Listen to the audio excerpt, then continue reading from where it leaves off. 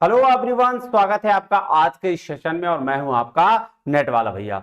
हाँ जी, चलिए करते हैं आज की सेशन की शुरुआत। जी हमारा चल रहा है लॉ और हम पढ़ रहे हैं लॉ में नेगोशिएबल इंस्ट्रूमेंट एक्ट, जिसमें हमारा पहला क्लास जो है वो हो चुका था और उसमें हम बेसिक टर्मिनोलॉजी सीखे थे कि बियरर क्या होता है, एंडोर्समेंट क्या होता है, नेगोशिएबल इंस्ट्रूमेंट एक्ट क्या होता है, नेगोशिएबल इंस्ट्रूमेंट किसे कहते हैं, उसका हमने डिटेल में चर्चा किया है। तो अगर आपने वो पहला वीडियो नहीं देखा है तो पहले वो वीडियो देख लीजिएगा, फिर इस पे आइएगा, क्योंकि आज हम चर्चा करने जा रहे हैं उसके टाइप कि जो नेगोशिएबल इंस्ट्रूमेंट एक्ट में जो तीन टाइप्स मेंशन है, कौन कौन सा सर? प्रोमिसरी नोट, दूसरा बिल्स ऑफ एक्सचेंज और तीसरा चेक। इसकी डिटेल में आज चर्चा हम करने जा रहे हैं। तो आइए ज्यादा लेट ना करते हुए चलते हैं कहां अपने इन सारे तीनों चीजों पे, तीनों नेगोशिएबल इंस्ट्रूमेंट जो है उसकी डिटेल में चर्चा करते हैं। आइए देखिए, सबसे पहला आपको क्या देखना है भाई साहब? सबसे पहला आपको ये चीजें देखनी है। देखिए ये जो है मेरा एग्जाम इस बार आपका 5 बार क्लियर हुआ है अभी तक में से, मैं आपको पढ़ा रहा हूं। तो ये भाई साहब एमकॉम पीएचडी मेरी चल रही है अभी, असिस्टेंट प्रोफेसर का भी एक्सपीरियंस मेरा बहुत सारा रहा है। मेन मुद्दा जो है आपके साथ वो रहना है कि ये नेट वाला भैया का टेलीग्राम चैनल आप ज्वाइन कर लीजिएगा, जिससे क्या वहां सारे नोट्स आपको मिल जाएंगे, है ना। जैसे कंप्लीट होता है वहां सारा नोट्स मिल जाता है। इसके साथ साथ अगर आपको कोई दिक्कत आ रही है 24/7 आप इस पे कॉल कर सकते हैं। कभी भी कोई दिक्कत, किसी भी तरह से परेशानी हो रही है, आप इस पे फोन करें, आपको रिजोल्यूशन मिलेगा। इस नेट से रिलेटेड है ना, कोई अदर प्रॉब्लम नहीं बताना है। चलिए अगर रहा तो वो भी बता दीजिएगा, कोई दिक्कत नहीं है। चलिए अब मैं बात कर रहा हूं डिस्क्रिप्शन किसकी? सर जो अवेलेबल क्लासेस है, अगर आप जून 2024 की तैयारी कर रहे हैं तो आपके ये प्लेलिस्ट में पेपर 1 के इतने लेक्चर्स और पेपर 2 के इतने लेक्चर्स अवेलेबल है। आप उसको जाइए देखिए, ऑल जितने भी सारे के 10 यूनिट है ना, उसके कुछ कुछ लेक्चर्स, मतलब सबके नहीं, मतलब 3-4 यूनिट जो बचे हुए हैं उसके लेक्चर जो है कम है, बाकी सारे के कंप्लीट लेक्चर्स अवेलेबल है। जैसे टीचिंग की बात करूं, रिसर्च, कम्युनिकेशन, आईसीटी और हायर एजुकेशन, ये सारे के क्या है, पूरे के पूरे लेक्चर्स अवेलेबल है। लॉजिकल चल रहा है अभी, और आपका डीआई का अवेलेबल है, मैथमेटिकल रीजनिंग का अवेलेबल है। देखो आरसी तो उसमें अवेलेबल रहेगा नहीं, तो आरसी के लिए भी 1-2 लेक्चर्स है कि कैसे बनाना चाहिए, वो देख लीजिएगा। उसी तरीके से stats, marketing, international business, HRM, economics, accounting और बैंकिंग के 11 लेक्चर्स अवेलेबल हैं। और अभी लॉ जो है उसका आज 10वां लेक्चर है, ठीक है। तो ये अवेलेबल है, आप जाएं इसकी तैयारी करें, फ्री में है। आप इसको देख के आपको मजा आ जाएगा। हाँ वीडियो देखिएगा, लाइक जरूर करिएगा, ठीक है, क्योंकि लाइक से ही प्यार मिलता है। और क्या है भाई साहब, आपसे मैं पैसे थोड़ी मांग रहा हूं, हैं तो आपसे लाइक से मांग रहा हूं। और वीडियो को कमेंट करिएगा अगर अच्छा लगे तो, ठीक है। और खराब कुछ चीज होगी तो वो भी बताइएगा। चलिए चलिए शुरुआत करते हैं। देखिए पहला जो आपका सेक्शन 4 में जो मेंशन है नेगोशिएबल इंस्ट्रूमेंट एक्ट 1881 में, वो मेंशन है प्रोमिसरी नोट। अब देखिए प्रोमिसरी नोट को ना समझने से पहले मैं आपको उसका एग्जांपल दिखाता हूं होता कैसे। हमने लास्ट क्लास में ये सीखा था कि नेगोशिएबल इंस्ट्रूमेंट का मतलब क्या होता है, ट्रांसफरेबिलिटी। नेगोशिएबल मतलब ट्रांसफरेबल और इंस्ट्रूमेंट मतलब डॉक्यूमेंट। तो कैसा डॉक्यूमेंट जिसका टाइटल को ट्रांसफर किया जा सकता है, मतलब वो डॉक्यूमेंट में कुछ कुछ चीजें लिखी होती है, वो हमने देखा था।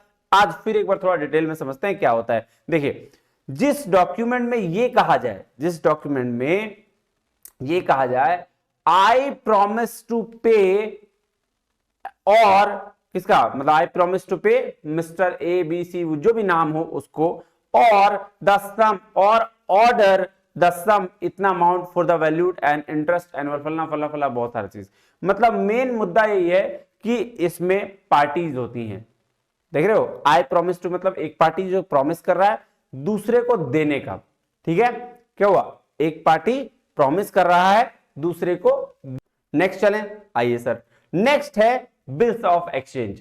याद रखिएगा बिल्स ऑफ एक्सचेंज और प्रोमिसरी नोट में बस फर्क इतना है कि बिल्स ऑफ एक्सचेंज में बिल लिखने वाला कौन होता है सर? बिल लिखने वाला सेलर होता है, और उसको एक्सेप्ट करने वाला सर परचेजर होता है। ध्यान समझिएगा, प्रोमिसरी नोट में परचेजर खुद प्रॉमिस कर रहा है कि भैया मैं आपसे प्रॉमिस करता हूं कि इतने तारीख को इतना रुपया आपको दे दूंगा, या आपके द्वारा दिए गए किसी पर्सन, कहे गए किसी पर्सन को मैं दे दूंगा। ठीक, बात समझ में आया जी सर। बिल्स ऑफ एक्सचेंज में कहानी क्या है? बिल्स ऑफ एक्सचेंज में सेलर बोलता है कि भैया इतने दिन के बाद मैं तुम्हें आदेश देता हूं कि इतने दिन के बाद या तो मुझे या मैंने जिसको ऑर्डर दिया या जिस किसी को सामने वाले ने ऑर्डर दिया उसको आप क्या करोगे, पेमेंट करोगे। और इसी चीज पे क्या करता है, जो परचेजर होता है जिसको हम लोग ड्रॉई बोलते हैं, वो क्या करता है, वो बिल को एक्सेप्ट कर लेता है। और जैसे ही ये बिल एक्सेप्ट हो जाता है, ये बन जाता है बिल्स ऑफ एक्सचेंज। क्या बोलते हैं इसको, बिल्स ऑफ एक्सचेंज। ध्यान से देखो, ये स्टाम्प था, क्या रख रहा है, 60 days after the pay to Vasundhara Joshi Commerce House Nasik or his or her order of the sum rupees 9,500 only for the value received। अब ये देखो, इसने एक्सेप्ट कर लिया, क्या किया, इसने एक्सेप्ट कर लिया। तो मेकर बिल कौन था, यहां बिल को बनाने वाला कौन था, यहां बिल बनाने वाला सेलर था, और उसको एक्सेप्ट करने वाला कौन था, परचेजर था। लेकिन भाई साहब एक बात बताओ, परचेजर पेमेंट किसको करेगा, सेलर या तो सेलर को कर देगा, या सेलर जिसको कहेगा, मान लो सेलर आपका ए है, ठीक है, ए सेलर है और बी क्या है, परचेजर है, ठीक है, या तो वो ए को पेमेंट कर देगा, या ए बोलेगा कि सी को करो, तो वो जाके सी को पेमेंट कर देगा। बात समझ में आ रही है, जी सर, यही है बात कहानी, और कुछ नहीं है। चलिए ये देखिए, यहां पे भी लिखा हुआ है क्या, एक देखिए स्टाम्प रहेगा, है ना, ये स्टाम्प है, ये 3 months after date पे मिस्टर आर और इज ऑर्डर और सम रुपीज 1,50,000 वैल्यू रिसीव। देखो ये एक्सेप्ट कर लिया पी, देखो यहां पे देखो समझ में आ जाएगा, क्या है, टू मिस्टर पी। एक्सेप्ट कौन किया है, क्यू एक्सेप्ट किया है। अगर क्यू एक्सेप्ट किया है तो ये क्या होगा, परचेजर, एक मिनट,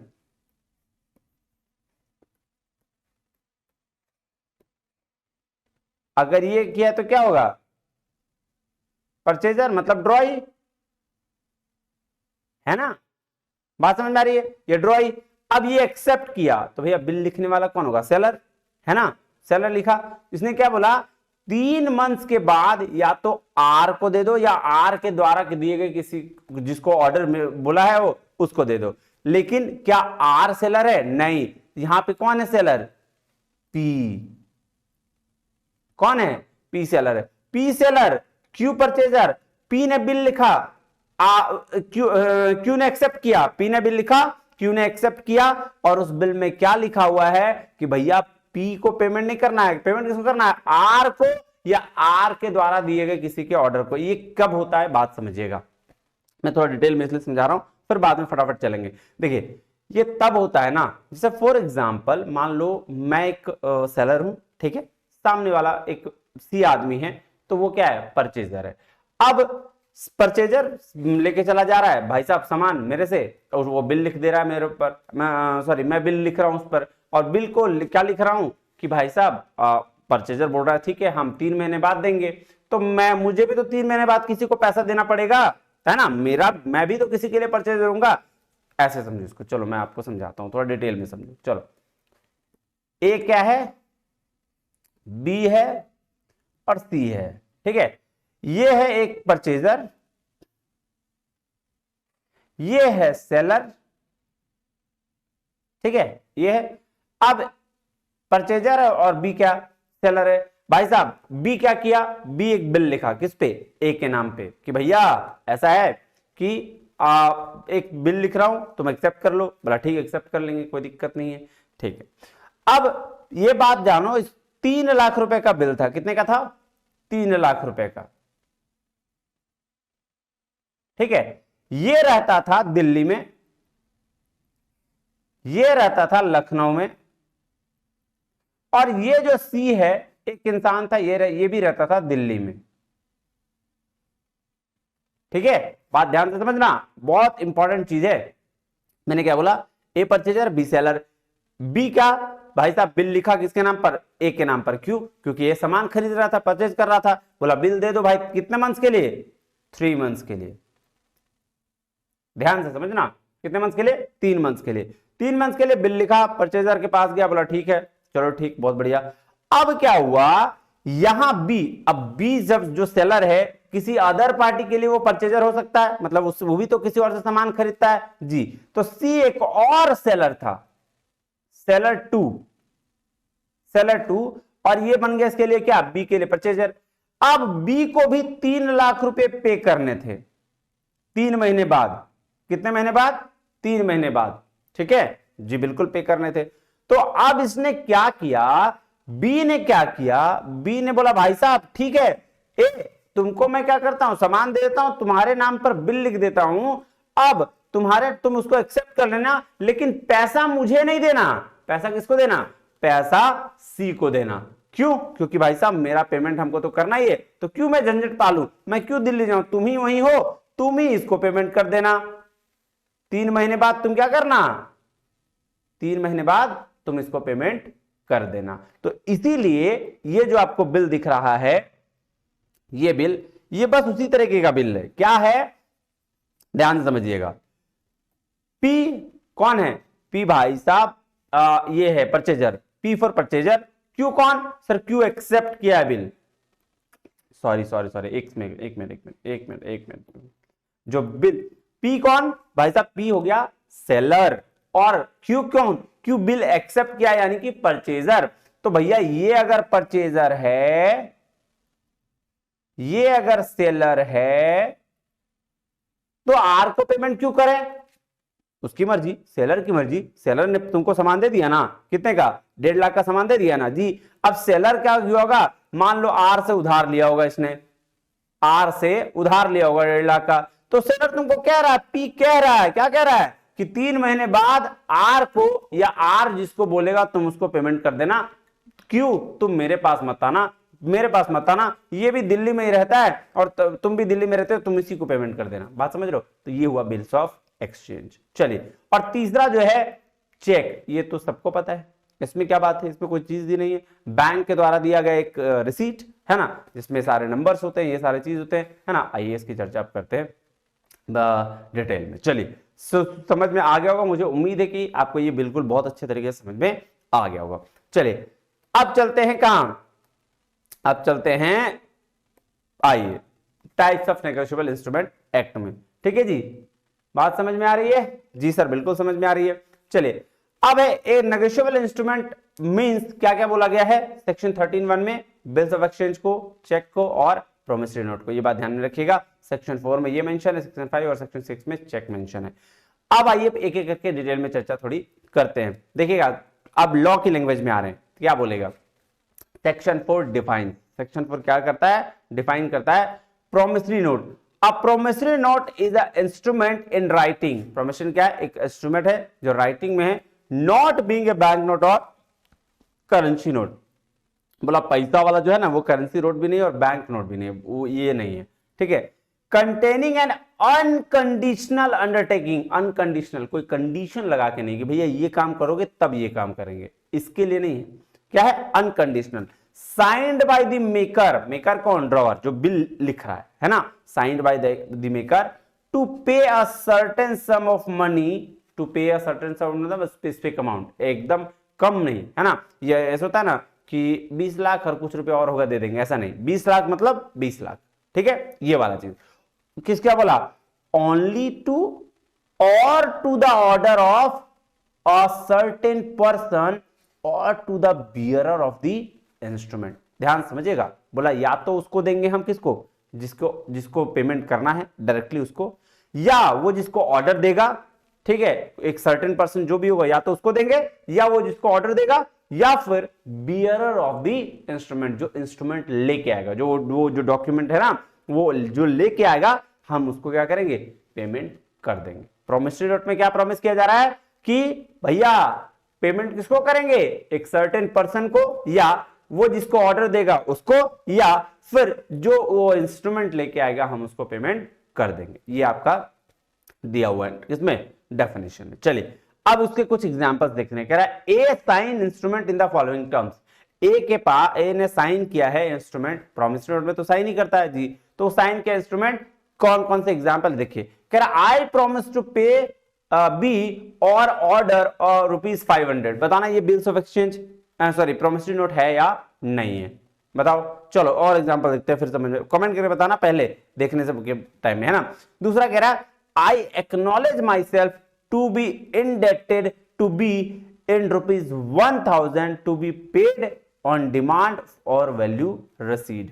ठीक है, बोल रहा मैं ऋणी हूं, किसका, बी का, कि मैं पेड करूंगा वो जिसको कहेंगे तीसरा बोल रहा है मिस्टर बी IOU, ये क्या है IOU, ये देखो डेफिनेट नहीं है। चलो उसके बाद एग्जांपल क्या कह रहा है, I promise to pay B and all other sums which shall be due to him. देखो सर्टेनिटी नहीं है, देखो यहाँ पे क्या है, सर्टेनिटी होना चाहता है, बोला था ना मैंने कि सर्टेन सम ऑफ मनी, यहाँ पे सर्टेनिटी है 500 और ऑल अदर सम अगर 50 लाख निकल गया तो गया, तो ये भी तो bills of exchange, sorry promissory note नहीं है। अच्छा चलो और देखते हैं, कह रहा I promise to pay B 500 and the first deducting there out any money which he may owe me. बोल रहा भाई साहब ऐसा नहीं है, ये भी क्या बोल रहा है 500 रुपए पे करेंगे, उसके साथ साथ फर्स्ट डिडक्टिंग, उसका पहला जो डिडक्ट करेगा वो, तो बोल रहा है ये भी नहीं है। I promise to pay B 500 7 days after my marriage with C. देख लो कंडीशन है ना, अनकंडीशनल ऑर्डर बोला था मैंने, कंडीशन है। चलो नेक्स्ट चलते हैं, आई प्रॉमिस टू पे बी और ₹500 ऑन डीज डेथ, किसी के डी डेथ पे आप कैसे, ये भी कंडीशन है, तो ये भी नहीं होगा। इसका मतलब फर्स्ट और सेकंड क्या होगा, परफेक्ट सही होगा। आई प्रॉमिस टू पे, मैं प्रॉमिस करता हूं कि आपको बी को पे करूंगा, या वो बी जिसको ऑर्डर देगा उसको पे कर दूंगा, कोई दिक्कत नहीं है, प्रॉमिस नोट है। आई एक्नॉलेज, मैं ऋणी हूं, बी जिसको कहेगा उसको पेमेंट कर दूंगा, ठीक है, बी का ऋणी हो तो भाई बी को पेमेंट कर दिया जाएगा उसके डिमांड पर, है ना, बात सही। ये कह रहा CIOU, ये भी लिखा हुआ सही नहीं है, तो ये भी नहीं है। तो ए और बी सिर्फ क्या है भाई साहब, ए और बी सिर्फ आपका प्रमोशन नोट है, बाकी नहीं है, ठीक है। चलिए अब चलते हैं essential characteristics of A promissory note, पढ़िएगा आप इसको ध्यान से, मैं आपको ऐसे समझा देता हूं। एक तो इन राइटिंग में होना चाहिए, लिखा हुआ बढ़िया से होना चाहिए। अभी देखो IOU लिखा हुआ था, आई लव यू, है ना, ऐसा कुछ लिखा हुआ था, तो वो नहीं होगा। तो promissory note must be in writing, बिना लिखा हुआ ऐसे मुंह से बोल दिया काम नहीं होगा। प्रॉमिस टू पे, यहां पे क्या होता है, प्रॉमिस किया जाता है कि भैया हम आपको पेमेंट करेंगे, आपको पेमेंट करेंगे, या आप जिसको ऑर्डर देंगे उसको पेमेंट कर देंगे, या फिर जो उसका बियरर होगा जो उसको लेके आएगा हम उसको पेमेंट कर देंगे। क्लियर है बात जी सर।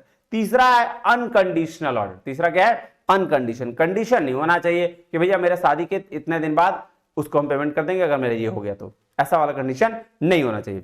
तीसरा साइंड बाय द मेकर, जो बिल लिखेगा उसके द्वारा साइन किया जाना चाहिए, ऑब्वियस सी बात है। यहां में प्रोमिसरी नोट में बिल लिखने वाला कौन सर, जो पे करेगा वही बिल लिखने वाला होगा, ठीक है, बात समझ में आ रही है जी सर। सर्टेन पार्टीज है, दो पार्टीज, बिल लिखने वाला और पे करने वाला, और कोई है नहीं सर। चलिए प्रॉमिस टू पे मनी ओनली, भैया प्रॉमिस ये करो पैसा देंगे, ऐसा नहीं कि माल देंगे कुछ और, है ना, वो नहीं। एक बोल रहा number place date usually found, हाँ ये सब तो मिलता ही है। May be payable in instalment, हाँ इंस्टॉलमेंट में भी दिया जा सकता है।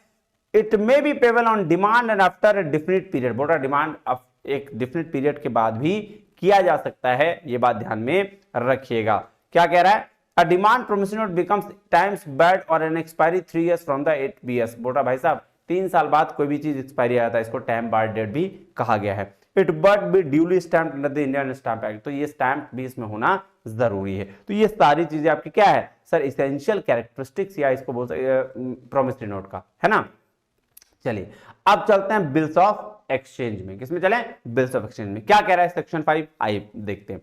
कह रहा है सेक्शन 5 बिल ऑफ एक्सचेंज, कह रहा है bill of exchange is an instrument in writing containing N unconditional order. क्या बोल रहा है, एक बिल ऑफ एक्सचेंज क्या है, एक इंस्ट्रूमेंट है जो रिटर्न में है ना, जो एक अनकंडीशनल ऑर्डर है। क्या है अनकंडीशनल ऑर्डर, देखो वहां पे प्रोमिसरी नोट में प्रॉमिस था, प्रॉमिस पे करने का, लेकिन ये क्या है अनकंडीशनल ऑर्डर, कि मैं तुम्हें आदेश दे रहा हूं कि मेरे द्वारा दिए गए कहे गए इंसान को पैसा दो, या फिर मुझे दो, या फिर जो इंस्ट्रूमेंट लेके आएगा उसको दे दो। देखो क्या कह रहा है, क्या कह रहा है, unconditional order signed by the maker, यहां भी मेकर साइन करता है, लिखने वाला, ठीक है। Directing a certain person to pay a certain sum of money, बोल रहा है निर्देश दिया जाता है कि एक पर्सन को सर्टेन सम ऑफ मनी, निश्चित, अनसर्टेन नहीं, निश्चित सम ऑफ मनी दो, या ओनली टू और to the order of a certain person, बोल रहा है या तो एक सर्टेन पर्सन को दो, या उसके द्वारा ऑर्डर दिए गए पर्सन को दो, या फिर और to the bearer of instrument, जो वो इंस्ट्रूमेंट लेके आएगा उसको दे दो। बात समझ में आया, तीन कहानी है भाई साहब, या खुद को दे दो, ठीक है, मतलब जिसको पैसा देना है, ये जिसको पैसा मिल रहा है सेलर को उसको दे दो, ठीक है, या फिर दूसरा किसको दे दो, दूसरा बोला जिसको ऑर्डर दे रहे हैं उसको दे दो, या फिर तीसरा जो इंस्ट्रूमेंट लेके आएगा उसको दे दो। ये बात ध्यान में रखिएगा। चलिए अब आते हैं essentials of bills of exchange क्या है? बिल ऑफ एक्सचेंज इंस्ट्रूमेंट जो है वो राइटिंग में होना चाहिए, ये बात भी है। साइंड किया जाना चाहिए ड्रॉवर के द्वारा। ड्रॉवर कौन? मेकर ऑफ द बिल, है ना। It must contain an order to pay, इसमें क्या होना चाहिए? एक ऑर्डर होना चाहिए कि पे किया जाए, which is express and unconditional. क्या होना चाहिए? अनकंडीशनल होना चाहिए। The drawer, ड्रॉई and the pay must be certain and definite individuals. बोला ड्रॉवर, ड्रॉई एंड पे जो होना चाहिए वो डिफिनिट अलग अलग इंडिविजुअल्स होना चाहिए। कह रहा the amount of money to be paid must be certain, ये भी कितना अमाउंट पे कर रहे हैं वो भी निश्चित होना चाहिए, 10,000, 5,000, 15,000, 20,000 ऐसे ध्यान रखिएगा। The payment must be in the legal tender money of India. The payment must be legal tender money of India, ये बात भी ध्यान रखिए। जो है लीगल मतलब ऐसा नहीं कि कुछ भी हो जाना चाहिए, तो लीगल टेंडर में होना चाहिए, ये बात ध्यान रखिएगा। क्या था? Money must be payable to a definite person और अकॉर्डिंग टू हिज ऑर्डर। बोल रहा है एक डेफिनिट पर्सन को पेबल किया जाना चाहिए। It must be properly stamped, हाँ ये भी बात सही है। अब देखो इसमें ना 3 पर्सन होते हैं। कह रहा है parties to a bills of exchange.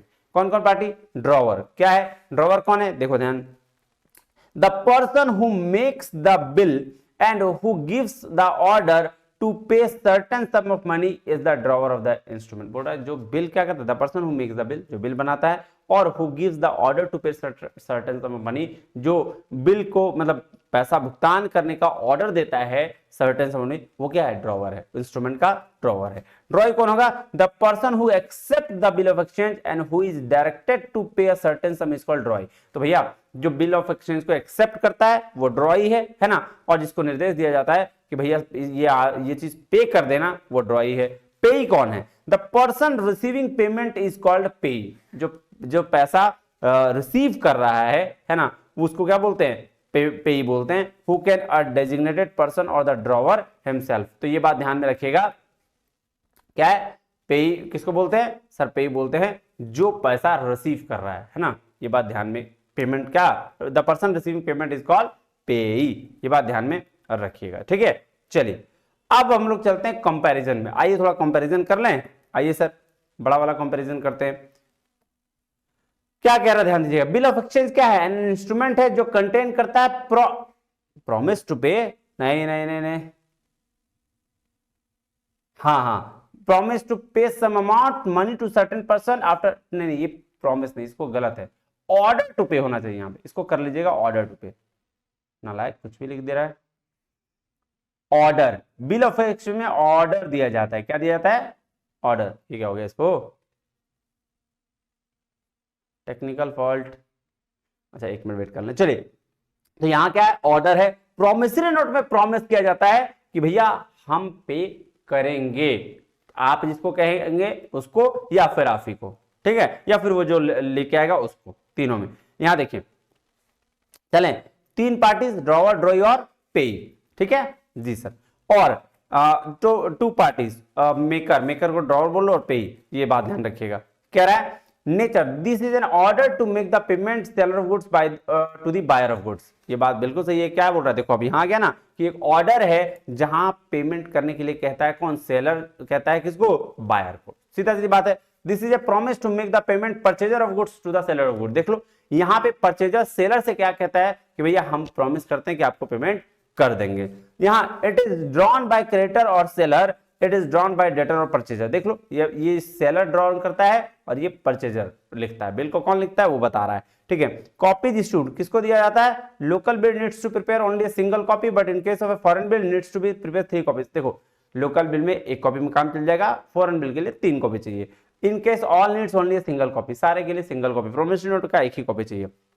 Difference between drawer and पे, कह रहा है in the bill of exchange drawer and पे में बी द सेम पर्सन। अब देखो ड्रॉवर कौन है? बिल लिखने वाला, है ना। तो पेई कौन होगा? सर बिल ही लिखने वाला, है ना। पेई मतलब पैसा जिसको रिसीव हो रहा है, जिसको पैसा मिल रहा है ना। ये बात ध्यान में रखिएगा। चलिए उसके बाद क्या है? पूरा in the case of promissory drawer ये पेई कैन नॉट बी सेम। हाँ ये बात ध्यान रखिएगा कि कभी भी ड्रॉवर और पेई आपका प्रोमिसरी नोट में सेम नहीं हो सकता। क्यों? क्योंकि ड्रॉवर पेमेंट करने वाला है, ठीक है, पेमेंट करने वाला, पेमेंट रिसीव करने वाला नहीं। पेमेंट रिसीव करना और पेमेंट करना में फर्क है। तो पेमेंट करने वाला क्या हो गया? सर पेमेंट करने वाला क्या है, बताओ बताओ, पेमेंट कौन करेगा, ड्रॉवर। तो वही ड्रॉवर ही आपका यहां पे ही नहीं हो सकता, किसमें, प्रोमिसरी नोट में, ये ध्यान रखना। चलो डिफरेंस बिटवीन, ये तो हो गया। कह रहा noting, noting become very important in the case of when the bill exchange is dishonour. बोल रहा है नोटिंग बहुत जरूरी हो जाता है जब बिल आपका डिसऑनर हो जाए। Nothing is important in the case when the promissory note is, बोल रहा है प्रोमिसरी नोट अगर डिसऑनर हो गया तो वहां पे नोटिंग का जरूरत नहीं है। बोल रहा है हाँ बिल्स ऑफ एक्सचेंज जब आप बनाइएगा तो वहां एक्सेप्टेंस की जरूरत पड़ेगी आपको, लेकिन अगर आप क्या कहते हैं प्रोमिसरी नोट बना रहे हैं तो वहां कोई एक्सेप्टेंस की जरूरत नहीं है। ठीक है, देखिए क्या कह रहा है, the liability of the drawer, drawer का क्या लायबिलिटी कह रहा है, the liability of the drawer is secondary and the conditional because the drawer is the seller. यहां पे देखो बिल ऑफ एक्सचेंज में ड्रॉवर कौन है, सेलर होता है, नॉट अ बायर। ठीक है, तो it only occurred in the case when he did not, when he did discount the bill from bank before the maturity date। तो बोल रहा है क्या कि लायबिलिटी तब आएगा जब वो बैंक से डिस्काउंट करा लेता है तभी, अदरवाइज कोई दिक्कत इसमें नहीं है। The liability of the drawer is primary, यहाँ पे लायबिलिटी ड्रॉवर का क्या है, प्राइमरी हो जाता है। क्यों, क्योंकि इसमें ड्रॉवर जो है क्या है, परचेजर है, इसका मतलब आपका क्या, ये पैसा देने वाला है। ठीक है, भुगतान करता है। चलिए तीसरा है चेक। चेक तो भाई साहब बेसिक चीज है ना, चेक में कुछ खास वैसा है ही नहीं। चलो फिर भी डिफाइन करते हैं, क्या कह रहा है चेक, देखो डेफिनेशन है, a cheque is a bill of exchange drawn on a specified banker and not expressed to be payable otherwise than on a demand. It includes the electronic image of a truncated cheque and cheque in the electronic form. तो cheque क्या है, एक bill of exchange की तरह ही जो specific किस पे, banker पे किया जाता है ना, ये बात ध्यान में रखिएगा। ठीक है, चलिए अब देखिए एक्सप्लेनेशन दिया गया, for the purpose of this section expression cheque in the electronic form means check drawn in the electronic form by using computer source and signed secure system with a digital signature। और वो नया check की बारी बात कर रहा है, check electronic check क्या है, ट्रंकेटेड चेक है। तो भाई बात समझ लो, इलेक्ट्रॉनिक चेक मतलब नया तरीके का, और ट्रंकेटेड मतलब स्कैन चेक, बस इतना ही समझो। जो डिजिटली साइंड चेक है वो भैया इलेक्ट्रॉनिक चेक, और ट्रंकेटेड मतलब स्कैन चेक, बस इतना, इससे ज्यादा दिमाग लगाने की जरूरत नहीं है। अब देखो एसेंशियल ऑफ चेक, चेक का एसेंशियल, इसको पढ़ लो। चेक क्या होना चाहिए, राइटिंग में होना चाहिए। द राइटिंग में be by the means of a pen, typewriter, printed characters, ball pen, even pencils, because of the law has not specified writing materials with which a check has to be written। order must be unconditional, must unconditional होना चाहिए। if any condition is attached with the order then the check will lose legality। बोल रहा है अगर कोई condition उसके साथ लगा दिया जाए तो चेक अपना लीगलिटी, जो उसके पास कानून वाले चीजें हैं वो खो देगा वो। The payment must be made to a certain person, bearer और सेल्फ। सेल्फ चेक भी होता है, बियरर यानी जो लेके आएगा उसके लिए भी, और पर्सन सर्टेन पर्सन के लिए भी हो सकता है। Must be drawn on a banker, banker पर ड्रॉन किया जाना चाहिए, क्योंकि ये बैंक ही आपको क्या करेगी, ये देगी। It must be signed by the account holder, जिसके पास बैंक का अकाउंट हो वही वो काम कर सकता है। अब देखो फॉर्म्स ऑफ चेक की अगर हम बात करें तो फॉर्म्स चेक में ओपन चेक है, क्रॉस चेक है। ओपन चेक में होता है बियरर चेक और ऑर्डर चेक, और क्रॉस चेक की बात करें तो जनरल क्रॉसिंग और स्पेशल क्रॉसिंग। मैं आपको ओवरऑल ऐसे बता देता हूं। बियरर चेक का मतलब हुआ कि भैया चेक जो लेके आएगा उसको पैसा मिल जाएगा। बियरर चेक का मतलब जो चेक लेके आएगा बैंक पे में जाएगा, बैंक वाला उसको पैसा दे देगा। ऑर्डर चेक मतलब क्या होगा, ऑर्डर चेक कि भैया जो चेक जिसके नाम पर है उसी को पैसा मिलेगा, सिंपल। बियरर चेक कोई भी चेक लेके आया दे देगा पैसा बैंक उसको। ऑर्डर चेक में बैंक देखेगा कि जिसके नाम पर है उसी को पैसा देगा। यहां तक कोई दिक्कत है नहीं सर। क्रॉस चेक में क्या होता है, आइए दो तरह की क्रॉसिंग होती है। एक होता है ऐसे क्रॉसिंग, अभी चेक नीचे देखेंगे, टेंशन लेने की जरूरत नहीं। इस क्रॉसिंग का मतलब हुआ कि भैया अब आपको पैसा सीधे उसी व्यक्ति के अकाउंट में मिलेगा, है ना, पैसा उसी व्यक्ति के अकाउंट में मिलेगा, खाते में मिलेगा, चाहे किसी भी बैंक का हो। लेकिन अगर स्पेशल क्रॉसिंग कर दिया और यहां बैंक का नाम मेंशन कर दिया तो भैया पैसा आपको उसी बैंक के अकाउंट में जाएगा और कहीं नहीं जाएगा, ये बात ध्यान रखिएगा। आइए मैं आपको दिखाता हूं। कह रहा है ये देखिए, ये इसका भी टाइप था, पूरा cheque encash counter payer's bank, counter के पेयर बैंक से आपको क्या होगा, इनकैश करा सकते हैं। बाय द होल्डर, होल्डर के द्वारा, मतलब ये बियरर चेक हो गया कि भैया जो होल्ड करेगा उसको आप वहां से कैश करा लीजिए। ओनली द पे, बोल रहा है जिसको ऑर्डर चेक में जिसका नाम लिखा हुआ है वही उसी को पैसा मिलेगा। अब ये जो है पेई और एंडोर्सी अकाउंट में, मतलब जो क्रॉस चेक जो है क्रॉस चेक मतलब जिसका अकाउंट है, जिसका नाम लिखा हुआ उसी के अकाउंट में जाएगा, अकाउंट के बुलाना। यहां अकाउंट का झमेला नहीं था, लेकिन यहां अकाउंट का झमेला था, ठीक है, और अकाउंट में ही जाएगा पैसा, कैश नहीं मिलेगा। और ये जो है दूसरा अकाउंट पे चेक, जिसको बोलते हैं कि भैया उसी बैंक के अकाउंट में जाएगा जिसका बैंक मेंशन है। अब आपको मैं एक एक करके दिखाता हूं। देखो, नॉर्मल बियरर चेक जो लेके आएगा उसको दे देंगे, ऑर्डर चेक जिसको ऑर्डर मिला है उसको दे देंगे। कौन? बैंक देगा, मैं नहीं। जनरल क्रॉसिंग में देखो ये ऐसा है चेक, ये देखो ऐसा जनरल क्रॉसिंग ऐसा चेक रहेगा ये चीजें। तो भैया इसमें क्या होगा, सिंपल साधारण सी बात है, ये चेक जो लेके जाएगा उसके अकाउंट में पैसा चल जाएगा, जो इसका यहाँ नाम लिखा हुआ रहेगा पे टू फला फला फला, उसको मिल जाएगा। अब स्पेशल क्रॉसिंग में देखो एबीसी बैंक लिखा हुआ है, इसका मतलब क्या होगा कि भाई एबीसी बैंक से ही आपको पैसा मिलेगा, सीधा सीधी बात है, इसमें और कोई बात नहीं है, ये बात ध्यान में रखिएगा। चलिए अब थोड़ा तीनों का डिफरेंशिएशन देख लेते हैं। नेगोशिएबल इंस्ट्रूमेंट एक्ट में promissory note, bill of exchange और चेक का डिफरेंशिएशन देख लेते हैं, फिर क्या होगा बताएंगे। सबसे पहला बात, अगर हम बात करें प्रॉमिसरी नोट का, तो प्रॉमिसरी नोट क्या है, दो एक मेकर और एक पेई, मेकर और पेई, ठीक है, बनाया और रिसीव किया, क्योंकि प्रॉमिसरी नोट में क्या होता है, लिखने वाला और रिसीव करने वाला, वही हुआ ना, लिखा में मतलब ड्रॉवर, पेई जो क्या हुआ वो पैसा रिसीव कर रहा है, उसी को बोलते हैं जी। उसके बाद 3 बिल ऑफ एक्सचेंज में 3 होता है, मेकर लिखने वाला, ड्रॉई जिसके नाम पर लिखा जा रहा है, और पेई जिसको पैसा मिल रहा है, रिसीव कर रहा है। ड्रॉई कौन? जिसके नाम पर लिखा जा रहा है, और पेई कौन? भाई साहब रिसीव करने वाला। और यहां प्रोमिसरी नोट में क्या था भाई, जो लिखा और जिसको पैसा रिसीव करना है, दैट्स इट, खत्म। तीसरा चेक में क्या, ड्रॉवर होगा, ड्रॉई जिसके नाम पर लिखा गया, और पेई जिसको मिलेगा, ठीक है, बात समझ में आया जी सर। चलिए एक्सेप्टेंस नॉट रिक्वायर्ड, कहां किसका, प्रॉमिसरी नोट में क्या जरूरत है, कुछ नहीं। और बिल ऑफ एक्सचेंज में लीगल नेसेसिटी है, और चेक में भी नॉट रिक्वायर्ड है।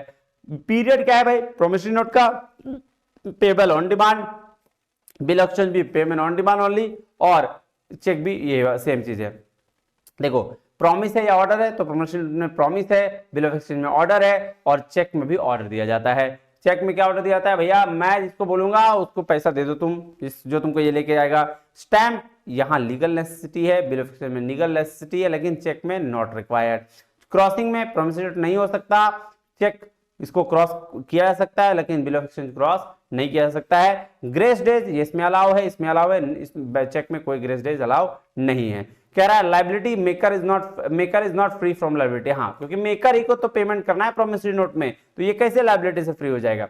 Maker and others free from liability, क्योंकि बिल ऑफ एक्सचेंज में ड्रॉवर लिखता है ना, सेलर लिखता है, तो सेलर बिल लिखता है, तो ये तो फ्री है लाइबिलिटी से, तो इसीलिए बोला इस फ्री है, ठीक है। बोल रहा है cheque maker is not free from liability, obvious सी बात है, मेकर के अकाउंट से पैसा कटेगा, तो कैसे वो फ्री हो जाएगा जब तक उसको पैसा ना मिल जाए।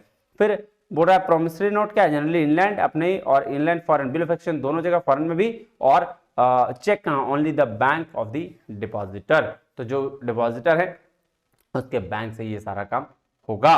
बात समझ में आ गई जी सर। चलिए बात देखें जी, चलिए तो आज के लिए इतना ही, मिलता है अगले वीडियो में, तब तक के लिए बहुत बहुत धन्यवाद, थैंक यू वेरी मच, जय हिंद।